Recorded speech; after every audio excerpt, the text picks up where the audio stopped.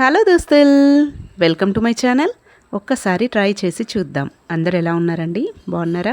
నేను కూడా చాలా బాగున్నానండి. అయితే ఇవాళ రెసిపీలోకి వెళ్ళిపోదాము. ఇవాళ అయితే నేను మీకు సోరకాయ పచ్చడిని ఎలా తయారు చేసుకోవాలో చూపించబోతున్నాను. చాలా టేస్టీగా ఉంటుందండి సోరకాయ రోటి పచ్చడి అనమాట.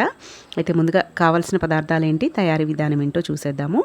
ఇక్కడ చూడండి, ఇక్కడైతే నేను 1/2 kg వరకు సోరకాయని తీసుకున్నాను. చెక్క అంతా కూడా తీసేసుకొని చిన్నగా ముక్కలుగా కట్ చేసుకొని రెడీగా పెట్టేసుకోవాలి. అలాగే ఒక 10 నుంచి 12 వరకు పచ్చిమిరపకాయలు తీసుకోవాలి. చూడండి, ఈ సైజులో కట్ చేసుకుంటే సరిపోతుంది. అలాగే 10 పచ్చిమిరపకాయలు, ఒక 2 రెమ్మల కరివేపాకు, 2 టేబుల్ స్పూన్ల నువ్వులను కూడా తీసుకోవాలి. అలాగే 10 వరకు వెల్లుల్లిపాయ రెబ్బలు, చిన్న ఉల్లిపాయ ముక్క తీసుకోండి, టేస్ట్ అనేది బాగుంటుంది ఉల్లిపాయ కూడా వేసుకుంటే. చూడండి, ఇవన్నీ కూడా కావాల్సిన పదార్థాలు అనమాట. ఇప్పుడు వీటన్నిటిని కూడా ఫ్రై చేసుకోవాలి. అలాగే ఎండుమిర్చి కూడా తీసుకోండి, ఒక 4 ఎండుమిరపకాయలు కూడా వేసుకుంటే టేస్ట్ అండ్ ఫ్లేవర్ చాలా చాలా బాగుంటుంది. ఇప్పుడు స్టవ్ మీద ఒక కడాయి పెట్టేసుకుని అందులోకి 2 టేబుల్ స్పూన్ల వరకు ఆయిల్ అయితే యాడ్ చేసుకోవాలి. ఆయిల్ కొంచెం హీట్ అయిన తర్వాత 1 టీ స్పూన్ వరకు జీలకర్ర, అలాగే 1/2 టీ స్పూన్ వరకు మెంతులు కూడా వేసుకోవాలండి. జీలకర్ర మెంతులు కాస్త ఫ్రై అయిన తర్వాత అందులోకి మనము తీసుకున్నాం కదా నువ్వులు, 2 టేబుల్ స్పూన్ల నువ్వులను కూడా వేసుకొని బాగా ఫ్రై చేసుకోవాలి. ఈ నువ్వులు, జీలకర్ర, మెంతులు పచ్చివాసన పోయేంత వరకు కూడా ఇలా కలుపుకుంటూ బాగా ఫ్రై చేసుకోవాలి. ఇలా రోటి పచ్చళ్ళల్లో నువ్వులు వేస్తే టేస్ట్ అనేది చాలా బాగుంటుంది. అలాగే నువ్వులు కూడా హెల్త్కి చాలా మంచివి కదండి. నువ్వుల్లో చాలా కాల్షియం ఎక్కువగా ఉంటుందన్నమాట. ఇలా పచ్చళ్ళలో వేసుకుంటే టేస్ట్తో పాటు హెల్త్కి కూడా చాలా మంచిది. అయితే ఈ నువ్వులు కాస్త ఫ్రై అయిన తర్వాత అందులోకి ఎండుమిర్చి, వెల్లుల్లిపాయ రెబ్బలు కూడా వేసుకొని ఫ్రై చేసుకొని అదంతా కూడా మిక్సీ జార్లోకి తీసుకోవాలి. మళ్ళీ అదే ప్యాన్లోకి పచ్చిమిర్చి, కరివేపాకు, మనం తీసుకున్న ఉల్లిపాయ ముక్కలు కూడా వేసుకొని చూడండి ఇలా ఫ్రై చేసుకోవాలి. ఈ పచ్చిమిర్చి ఫ్రై అవుతుండగా కాస్త ఉప్పును వేసుకోవాలండి, గల్లుప్పుని. అలాగే చిన్న నిమ్మకాయ సైజ్ అంతా చింతపండు కూడా తీసుకోవాలి. శుభ్రంగా వాష్ చేసుకొని రెడీగా పెట్టేసుకోవాలి చింతపండు కూడా. చూడండి, ఇలా పచ్చిమిర్చి కూడా కాస్త ఫ్రై అయిన తర్వాత అదే మిక్సీ జార్లోకి తీసుకోవాలన్నమాట. ఇప్పుడు మళ్ళీ అదే కడాయిలోకి 1 టేబుల్ స్పూన్ వరకు ఆయిల్ యాడ్ చేసుకొని చూడండి, మనం కట్ చేసి పెట్టుకున్న సోరకాయ ముక్కలన్నీ కూడా ఇందులోకి వేసుకొని వీటిని కూడా బాగా మగ్గించుకోవాలి. ఇందులోకి మనం శుభ్రం చేసి పెట్టుకున్న చింతపండును కూడా వేసుకోవాలి.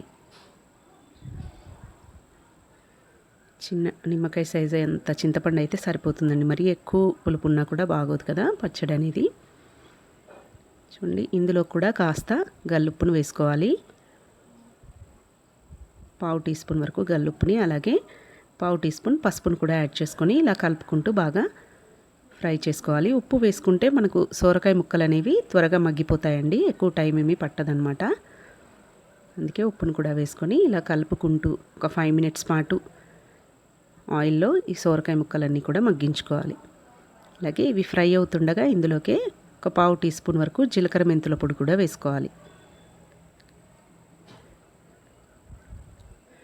చూడండి, ఇలా సోరకాయ ముక్కల్లోంచి వాటర్ వస్తాయి కదా, ఈ వాటర్ తోటే ఇవి బాగా ఉడికిపోతాయి. చూడండి, ఇలా మగ్గిన తర్వాత చివరిగా ఒక 1/2 కట్ట వరకు కొత్తిమీరని యాడ్ చేసుకోవాలి. కొత్తిమీర కాడలతో సహా వేసుకోవాలండి.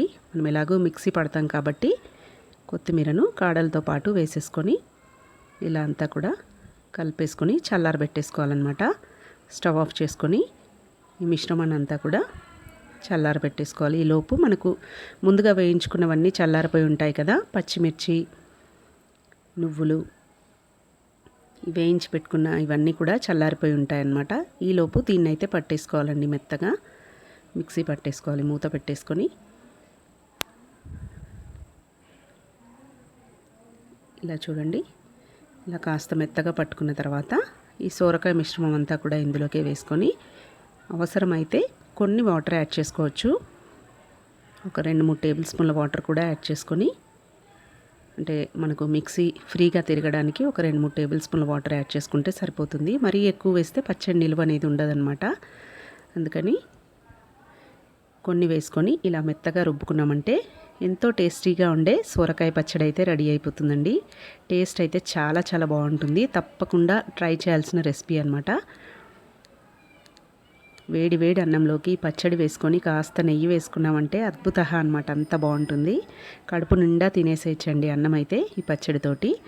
పక్కకి ఇంకా చల్లమిరపకాయలు లేదంటే లావు మిర్చి వేయించుకుంటూ ఉంటాం కదా ఉప్పు పెట్టుకొని, అలా వేయించుకున్నామంటే ఇంకా చాలా బాగుంటుందన్నమాట. మీరు కూడా తప్పకుండా ఈ ప్రాసెస్లో ఒకసారి ట్రై చేయండి. మీకు కూడా ఖచ్చితంగా నచ్చుతుంది, పిల్లలకు కూడా నచ్చుతుందండి. వేడివేడి అన్నంలో ఈ పచ్చడి వేసి కాస్త నెయ్యి వేసి ఇచ్చారంటే వాళ్ళు కూడా ఇష్టంగా తింటారు. ఇంకా ఆమ్లెట్ వేసి ఇచ్చామంటే పిల్లలు ఎంజాయ్ చేస్తూ తింటారనమాట ఈ పచ్చడిని. మీరు కూడా ఒకసారి ఈ స్టైల్లో ట్రై చేయండి. సోరకాయ హెల్త్కి చాలా మంచిదండి. కొలెస్ట్రాల్ని కూడా తీసేస్తుంది. ఎక్సెస్ కొలెస్ట్రాల్ ఉన్న బాడీలో అంతా తీసేస్తుంది సోరకాయ అయితే.